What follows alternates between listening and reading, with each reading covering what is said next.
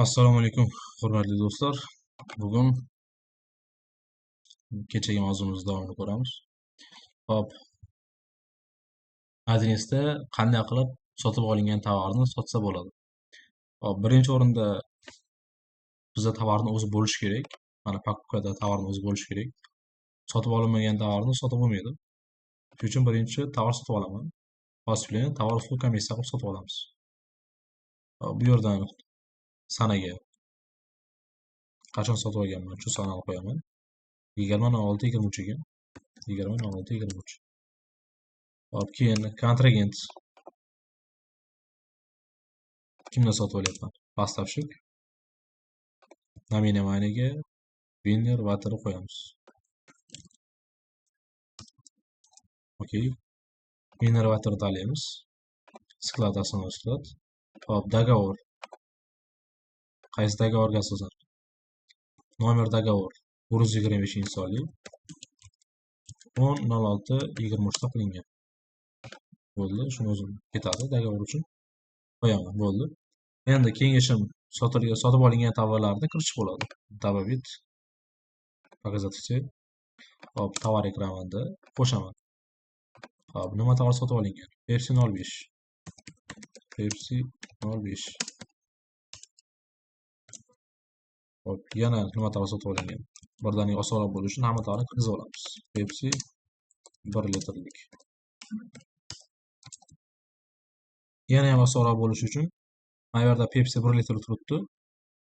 Shunga o'xshashroq bo'lgan tovar bo'lgani uchun mana buni bosaman. Mana chiqarib beradi Pepsi 1 litrlik deb. Shuni o'zgartirib qo'yaman Pepsi 1.5 qilib. Yana OK bosaman. Hop, buni o'rniga klaviaturada osonroq bo'lishi uchun FN F9 yoki F9 bossanglar ham chiqarib keladi. 1 litrlikni o'rniga 2 litr qilib qo'yaman va bo'ldi. Записать закрыть. Tamam, hamma tovarlarni yaratdim. Endi bitta qo'shib ketaveraman. Kalisi 600 ta 4.5 ming so'mdan. Gazendes. Hop, keyingisi Pepsi 1 litrlik 700 ta 6.5 mingdan. Keyingisi Pepsi 1.5 litrlik 800 ta 8.5 mingdan.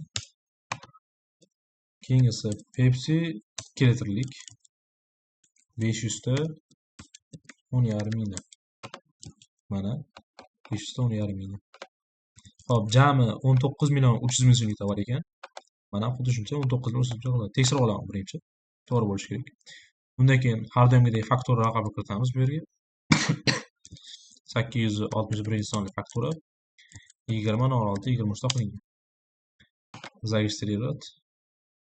Bo'ldi. Провести закрытие bosaman. Hop, endi оборотga qaraydigan bo'lsam, отчет. Оборотdan soldaya видимость. Tovar sotib olingan bo'ladi mana. Manda qarz bor hozircha. To'lamay turaylik. Hozircha shart emas.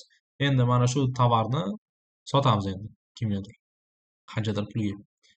Hop, sotish uchun albatta asos yana shot faktura bo'ladi, faqat chiquvchi shot faktura. Bizda chiquvchi shot faktura bor va mana Cafesoft MCCga sotilgan ekan tovar. Hop, o'sha Pepsi yana qaytarib sotilgan, qimmatroq qilib faqat. Shuni kirgizamiz. Hop, uning uchun продажа bo'limiga kiramiz. Realizatsiya akt накладной bo'limi tanlanadi.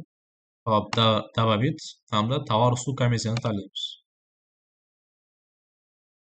Hop, endi nimaga mana shu yerda tovarni o'zini tanlamayapman? Chunki bu faqat tovarni o'zini sotish uchun. Misol fakturada kelishi mumkin. Mana bu yerda tovarlar kelishi mumkin va yonidan xizmat ham bo'lishi mumkin. Misol yetkazib berish xizmati ham qo'shilib qolishi mumkin shu yerga. Agar shu yerga qo'shilib qoladigan bo'lsa, men uni bitta joyini o'zidan kirita olmayman. Tovarni realizatsiya qilib, mana buni o'zini bosadigan bo'lsam, faqat tovar kiritish mumkin, xizmat kirita olmayman.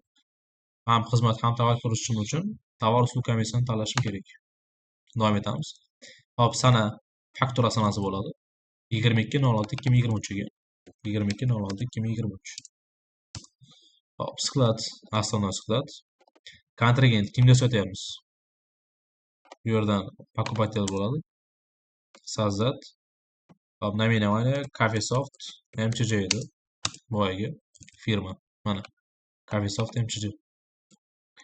Hop, записать и закрыть bosib yuboramiz. Mana bo'ldi. Endi договор qaysi shartnoma bo'yicha sotyapmiz? Chekiramiz. Soздать. Hop, nomer договора birinchi sonli shartnoma ekan. 21.06.23 da qilingan. Записать и закрыть bosib yuboraman. Mana dogovor yaratildi. Keyingi ishim sotilgan tovarlarni kirgizish bo'ladi. Hop, добавить. Birinchi Pepsi 05 sotilgan. Kolesa necha dona? 500 dona sotilgan ekan. Narxi 6000 so'mdan.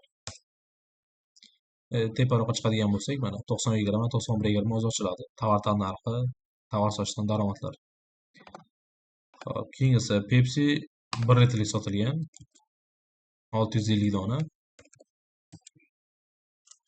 650 dona 8000 so'mdan. Yana Pepsi 1,5 litrlik sotilgan. Koletsiyasi 750 dona. 10 ming so'mdan.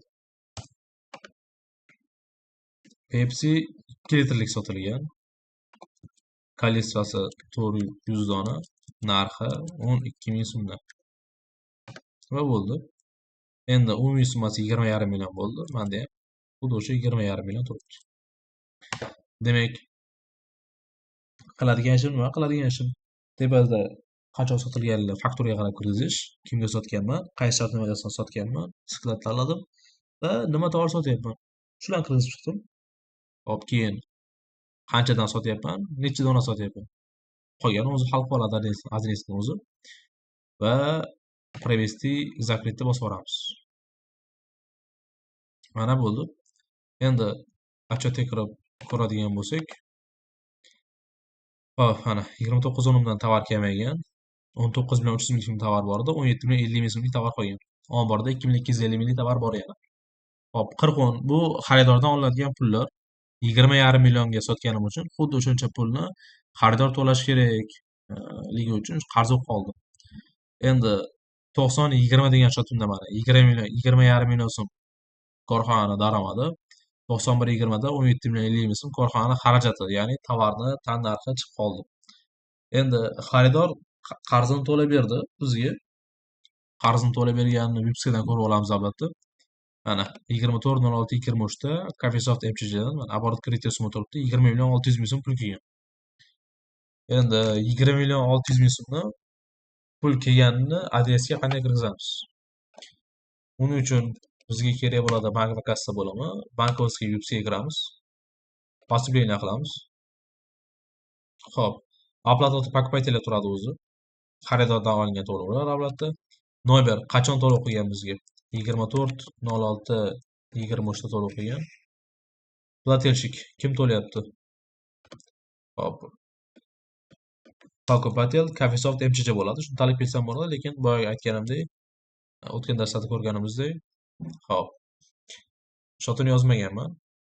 Chekiramanda F2 bilan. Hop, bank infosini qo'yamiz. 00981 nomer shotiga shotini olib kelib qo'yamiz. Записать, закрыть. Va o'shani tanlayman endi. Hop, summa qancha to'layapti? 20 million 600 ming so'm to'layapti xaridor. Va dogovor bitta bo'lgani uchun o'zi tanlanyapti. Agar ikkita uchta dogovor bo'lganda shu firma bilan tanlanmasdi, tanlashim kerak bo'lardi. Bu yerda dogovorlarim turadi, shu dogovor tanladim. Endi dogovor tanlaganimizdan keyin mana bu yerda qizarib qoladi. Shu dogovor bo'yicha kontraktni 20,5 million qarzi bor sandan deb chiqaryapti. Yaxshi, stavkangiz bezingiz qo'yamizda. Hop, назначениеga mana bu назначение olib kelib qo'yamiz. Operator set qilib. Bo'ldi. Qiladigan ishim shu. И провести закрытni bosib yuboramiz. Endi отчетga kirib обороткani aylantiradigan bo'lsam, mana 40 o'n xaridorning qarzi 20,5 million so'm qarzi yopildi. Lekin bizga ko'proq pul to'langandi, agar eslaringizda bo'lsa, 20 million 600 ming so'm to'langandi. Qolgan 100 ming so'm qayerda? Qolgan 100 ming so'm mana xaridor bizga bergan avans tariqasida turibdi. 63 o'n. Mana qarzimda turibdi. Hop, 20,5 millionlik tovar sotdim. $20,600,000 so'm pul to'landi. Qarz yopildi. Ortiqcha to'langan pul avansga o'tirib qoldi. 63 o'nda. Hop, 51 mana 100 million so'm bor edi pul. Usta fondining puli bor edi. 20,600,000 so'm ko'payadi. Ha, pul chiqib ketgani yo'q degan.